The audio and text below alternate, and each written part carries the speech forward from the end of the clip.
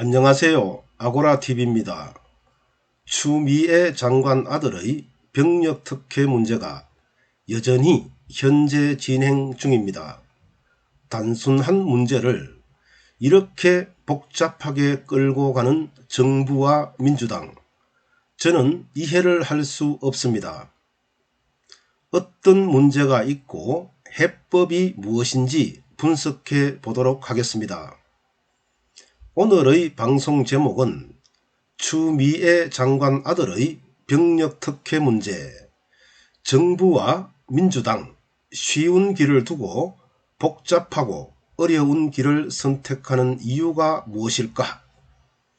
아고라TV는 시청자 여러분의 사랑과 관심으로 성장합니다. 앞으로도 많은 시청 부탁드립니다. 그럼 방송을 시작합니다. 추미애 장관 아들의 병력 특혜 문제는 카투사에 함께 근무했던 당직 사병의 문제 제기에서 비롯되었죠. 그리고 당직 사병의 주장을 추미애 장관 아들의 변호인이 방어하고 있는 상황입니다. 양측의 입장을 보겠습니다. 먼저 추미애 장관 아들이 휴가 후 부대로 복귀하지 않을 당시 당직을 섰던 카투사 병사의 증언입니다. 2017년 6월 25일 저녁 8시 50분경 선임병장으로부터 추미애 장관 아들의 부대 미복귀를 통보받았다. 부대의 출타 장부를 확인하니 휴가 후 복귀일이 6월 23일이었다. 그래서 자택에 머물고 있는 추미애 장관 아들과 직접 통화해서 즉시 부대로 복귀하라고 지시했다. 그러나 추미애 장관의 아들은 부대로 복귀하지 않았다. 9시 30분경 육군본부 마크를 단 대위가 방문하여 추미애 장관의 아들에게 부대 복귀를 지시한 저를 찾았고 저에게 지역대 통합당직실에 보고했는지 물었다. 보고 전이라고 대답하자 미복귀가 아니라 휴가로 올리라고 해서 지역대에 휴가 중인 병사로 보고했다. 이 내용은 한겨레 신문 2020년 9월 16일에 나와 있는 당직 사병의 경위서에서 발췌했습니다. 다음으로 추미애 장관 아들을 변호하고 있는 변호사의 주장입니다. 추미애 장관 아들은 2017년 4월 12일 국군 양주병원에서 병가 서류를 발급받아 2017년 6월 5일에서 14일까지 1차 병가를 얻었다. 수술 통증과 거동 불편으로 1차 병가가 끝나갈 점 전화로 6월 15일에서 23일까지 2차 병가를 허락받았다. 관련 진단서는 2차 휴가 중인 6월 21일 삼성 서울병원에서 발급받아 그날 이메일을 통해 군 부대로 보냈다. 수술 부위가 회복되지 않아 6월 24일에서 27일까지 3차 정기 휴가를 받았다. 이 내용은 2020년 9월 2일 추미애 장관 아들 변호인이 발표한 입장문에서 발췌했습니다. 추미애 장관의 아들과 관련된 문제는 4가지입니다. 첫째, 자택에서 1차 휴가에서 2차 휴가로 연장되는 과정에 추미애 장관의 보좌관이 전화로 청탁을 했는가? 둘째, 2차 휴가에서 3차 휴가로 이어지는 과정에 추미애 장관 부부 중 1인이 관련되었는가? 셋째, 2차 휴가 복귀일인 2017년 6월 23일까지 부대로 복귀하지 않으면 탈영인데 이 문제를 어떻게 무마하고 개인 휴가로 연장했는가? 넷째, 우측 설관절에 대한 관절 경적 추벽 절제술이 1차에서 3차로 이어지는 휴가를 사용할 정도로 위중한 병인가? 사실상 추미애 장관이 사과하고 한치의 의심도 사지 않도록 특임검사를 임명하거나 특별수사본부를 구성해서 깔끔하게 정리했으면 해결되었을 것입니다.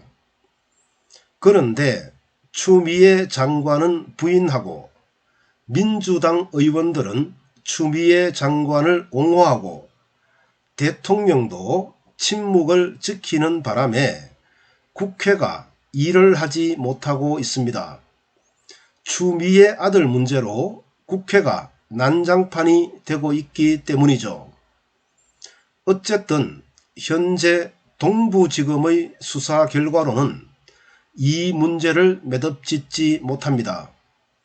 김관정 지검장과 이종건 형사부장이 추미애 장관 측 인사로 분류되기 때문입니다. 수사 결과는 이상 없음으로 나올 것이고 야당인 국민의힘 측에서 수사의 공정성을 문제삼아 계속 이 사안을 이슈화할 것이기 때문입니다. 추미애 장관 아들 문제를 깨끗하게 마무리하려면 중립성이 담보되는 방법, 즉 특임검사를 임명하거나 특별수사본부를 구성해서 수사를 깨끗하게 하는 수밖에 없습니다. 추미애 장관 아들의 병력 특혜 문제를 경험하면서 민주당 의원들에게 많이 실망했습니다. 추미애 장관과 아들에게 아무런 문제가 없다면 특임검사를 임명하거나 특별수사본부를 구성해서 아무도 이의를 제기할 수 없는 중립적 수사를 하면 그만입니다. 그런데 이러한 기본적이고 근본적인 해법을 찾지 않고 무조건 편들기를 하고 나서니 도를 넘는 국회의원이 나오는 겁니다. 몇 분을 예로 들어볼까요? 먼저 정청래 의원입니다. 9월 9일 정청래 의원은 자신의 페이스북에 추미애 장관 아들의 휴가 연장을 두고 식당에 가서 김치찌개 시킨 것을 빨리 달라고 하면 이게 청탁이냐 민원이냐 이렇게 적었습니다.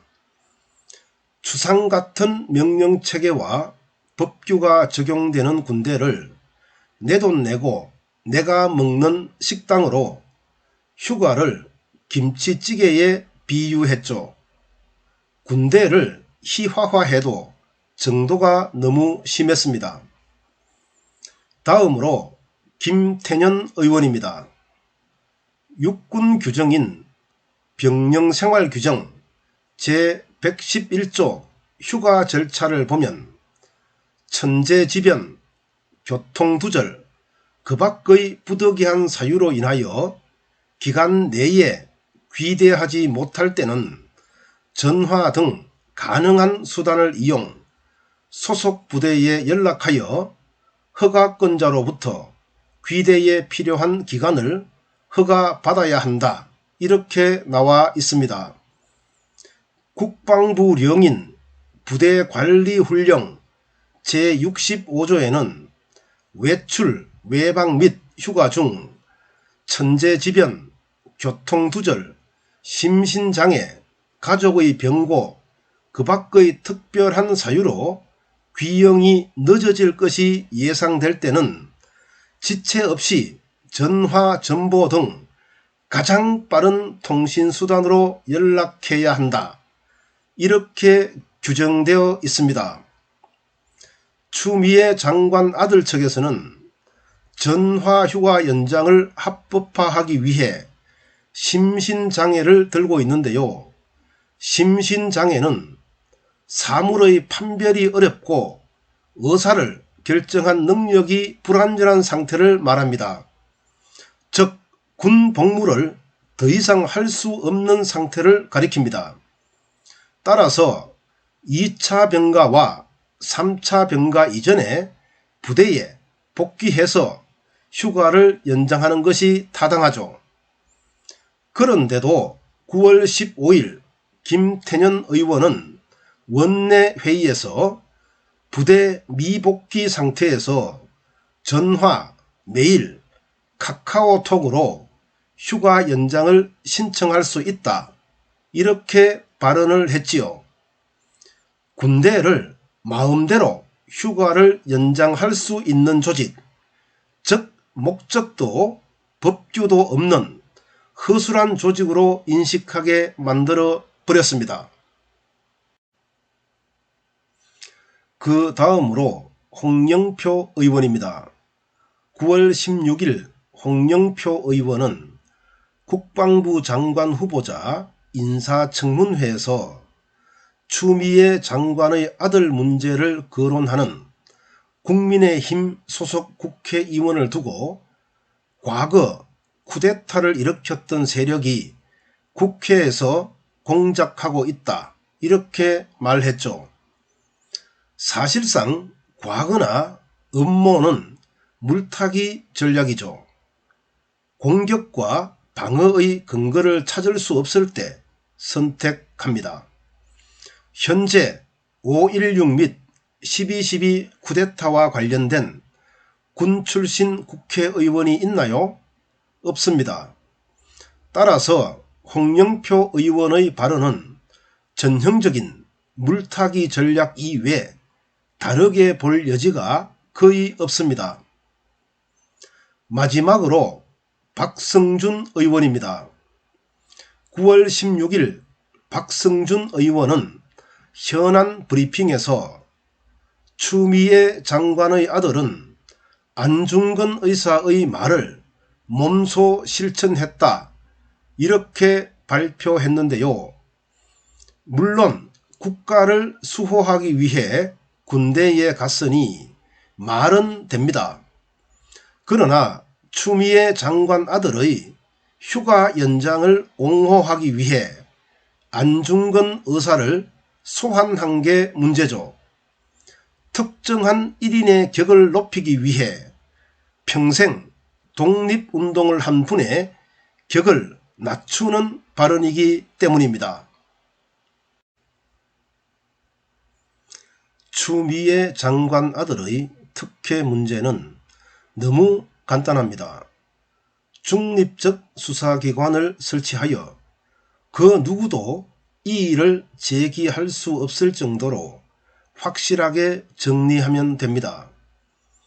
그런데요, 이와 같은 전공법을 선택하지 않고 문제를 키워 정쟁화시키는 이유를 알 수 없습니다. 그러다 보니 낯뜨거운 발언이 계속 이어지고 헛발질이 발생하는 거죠. 요즘 추미애 장관 아들을 옹호하는 국회의원들의 발언을 대할 때마다 사실인가 싶어 눈과 귀를 씻고 다시 보고 들어야 할 지경입니다. 우리는 175석을 가진 국회 주도 세력이야. 우리는 군사정권과 적폐정권을 몰아낸 정의의 사도야. 따라서 우리가 선택하는 방법은 항상 옳아. 간섭하지 마. 민주당이 계속 이런 식으로 나가면 국민은 민주당과 민주당 정권을 오만하다고 판단할 수 있습니다. 도덕적 기준이 해이해진 상태로 판단할 수 있습니다.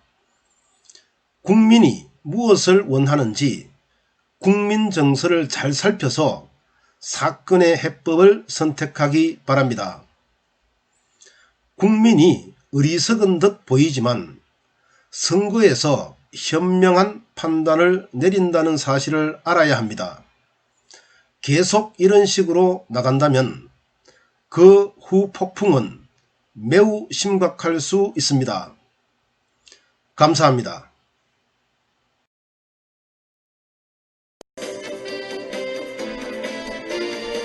엘리트층이 일종의 선민의식을 가지고 있는 것 같다. 청문회 때마다 늘 불거지는 고위공직자들의 병역 의혹 등이 이번 청문회에서도 똑같이 되풀이되고 있는데요. 경남대 이재영 교수의 말입니다. 이 교수는 청문회 때 여야가 병역 문제자를 철저히 배제하는 식의 전례를 만들어야 한다면서 이렇게 말했습니다.